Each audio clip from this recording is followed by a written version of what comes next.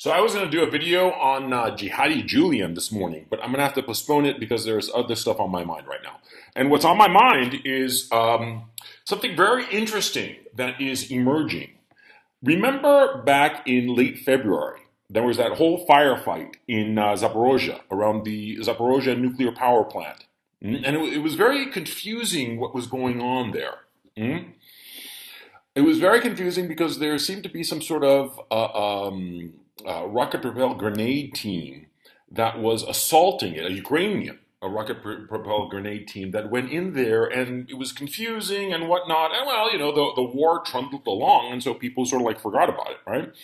And well, something came up that I just became aware of it, and I've been looking into it, and it's really interesting. And this is the story. You see, there is this gentleman, Rafael Mariano Grossi, good Argentine, seems very capable man. He is the head of the International Atomic Energy Agency. And from what I've been reading and gathering, the International Atomic Energy Agency has been going out of its way to build bridges with both the Russians and the Ukrainians. Because in Ukraine, well, a lot of Ukraine's electricity is generated by nuclear energy. And Zaporozhye, the Zaporozhye power plant, which right now is under the control of the Russian armed forces, well, the Zaporozhye plant is the largest nuclear power plant in all of Europe. I did not know that.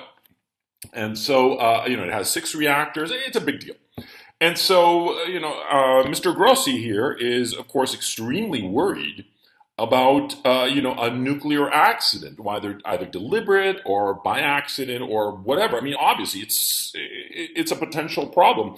This is actually, if you think about it, the first time that there has been a ground war with nuclear installations on the ground. A major ground war. I mean, think of any other time. I mean, any other nuclear power. Nuclear power in the sense of having nuclear reactors on its territory. There aren't that many of those. And up until this point, this is the first time that we've had to deal with a war going on in the territory where there's a nuclear power plant. And so Mr. Grossi is extremely nervous, as he should be. Apparently he seems to be doing his job, and good on him.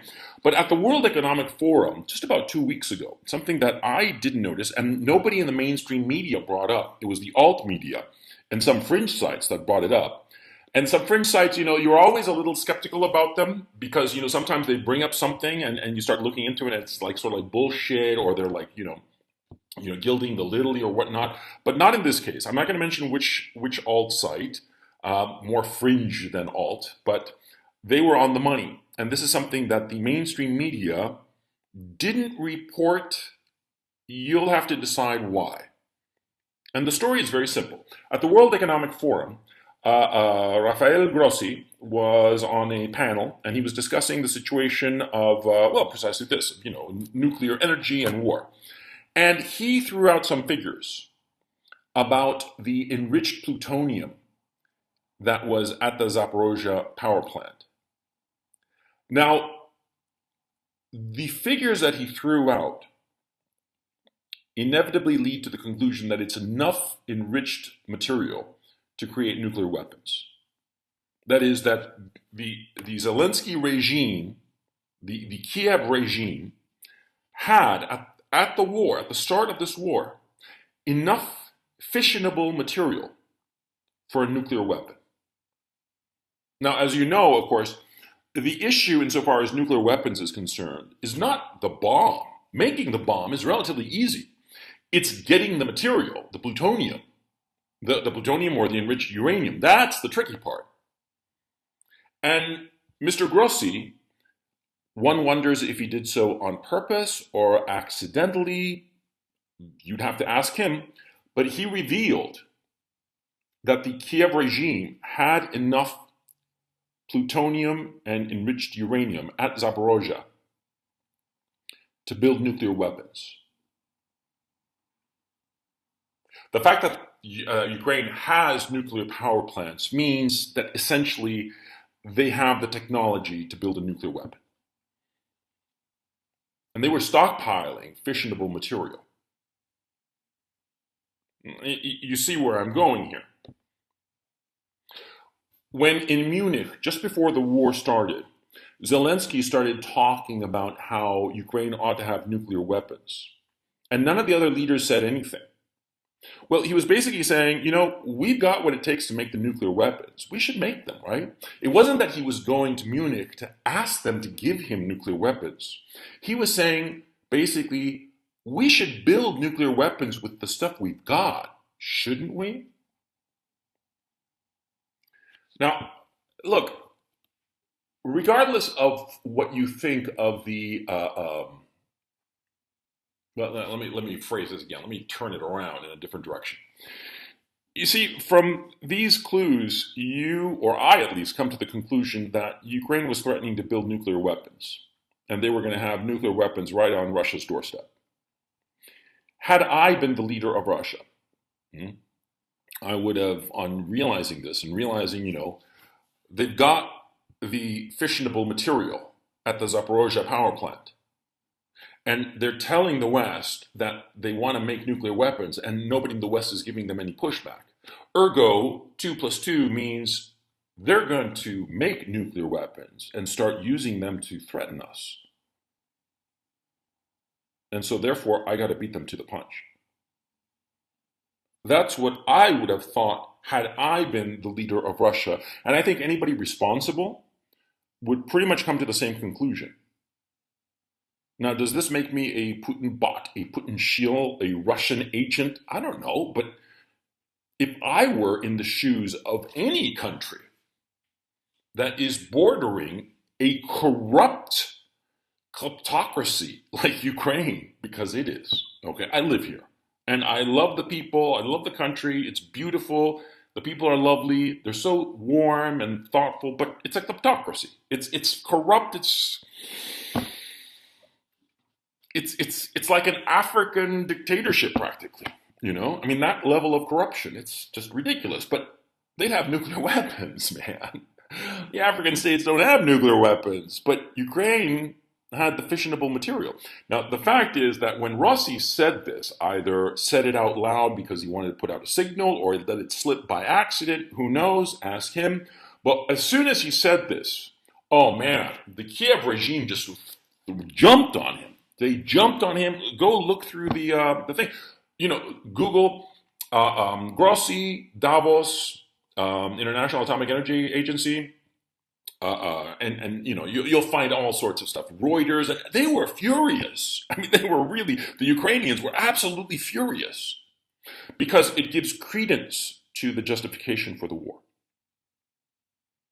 It's basically saying that Grossi, either he meant it or not, I don't know, but he basically gave another very, very good reason for the Russians to have staged this invasion. And I just wanted to put it out there because I think it's something to consider. Because so far, this is what we have. We have that there were these bioweapons labs. Okay. Now, how close were they to actually having material that could do anything to the Russians or whatever? We don't know, but we do know from documents that the Russian Ministry of Defense has released and that seem to be authentic, that the Ukrainian laboratories had deliberately and specifically gone looking for genetic material of ethnic Russians to create biological weapons that would infect them worse. Okay, that's one fact, okay? But the biolabs exist. I mean, Victoria Nuland confirmed their existence in congressional testimony when she was talking to Marco Rubio in the Senate, okay? So they exist, number one. Number two, we know for a fact that the Kiev Authority was getting ready to invade the Donbass. That's why they had over 100,000 combat troops in eastern Ukraine, the plus 100,000 combat troops that are getting chewed up alive right now by the Russian armed forces. Why do you think they're there? They're there because they were about to launch a blitzkrieg attack on Lugansk and Donetsk and potentially Russia itself, and the Russians just beat them to the punch. See? We know that. And now we have this fact, confirmed by Grossi, inadvertently or not, that the Kiev Authority had enough fissionable material to make a number of nuclear weapons with which it could potentially threaten Russia, threaten the destruction of Russian cities. I'm just putting it out there. I'm also adding it because I think it's a very good, what you call it, it gives another clue to that whole Zaporozhye thing in late February. I mean, because that whole thing was really, weird. The Russians came in, captured it, but the Ukrainians threw in a squad. What was going on? What was the plan? Huh? Because at the time, I thought that their plan was to draw Russian fire and score a PR win. Because, the Ukrainians rather, were all about PR and the information war, right? But then now, with this information, maybe it's something else. By the way, in the description below, I'm posting a link to the video where you can find Mr. Grossi making this admission and when he was talking to the World Economic Forum. Hang on a second, I'll tell you exactly. You got to go to the minute, I think it's the minute 440. Well, in the description, I'll say exactly what minute you got to go to, where on the timeline you got to go to get all of Grossi's statement. Remember, it's not that he stops everything and says, this is what the Ukrainians were doing. No, he inadvertently reveals the amount of fissionable material that was at Zaporozhye. That information is crucial. That information of how many tons of plutonium and uranium were there, that's the key issue, because it's not spent fuel rods. It's refined material. And that's why it matters. I personally think that Grossi might be pretending that it slipped out by accident. Oop, boo-boo me. But I think that he probably did it deliberately. A guy like that, you just look at him, he's smooth as silk.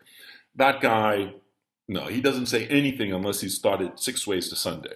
Okay? So I think that he deliberately let slip out how much actual fissionable material was there at Zaporozhye, so as to signal, this is what's going on. This is what was really happening at Zaporozhye.